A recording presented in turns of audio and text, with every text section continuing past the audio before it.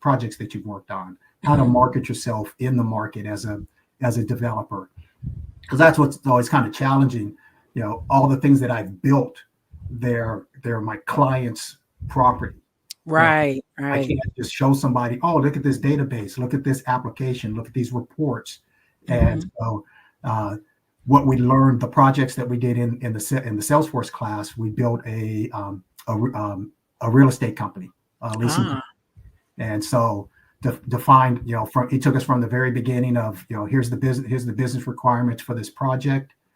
And then, this is exactly what you go through on the job, different phases of the project. We're going to go from the very beginning of pulling a concept out of the air to actually having a finished product, a functioning application at the end, and then recording all of those steps of how we built things and developing a website. So I've probably got about 90% of the website done.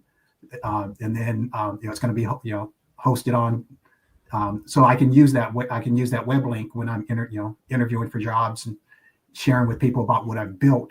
It's one thing to show a resume. That's another thing to show a resume, and then actually, oh, hey, here, let's go in and look, and I can show you, kind of under the hood what I actually did. And that's so much more powerful than just kind of talking to, in generic about projects that you've worked on. Man, listen, when you gonna write a book?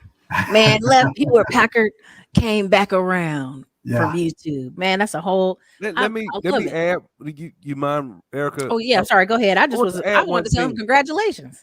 I want to add one thing.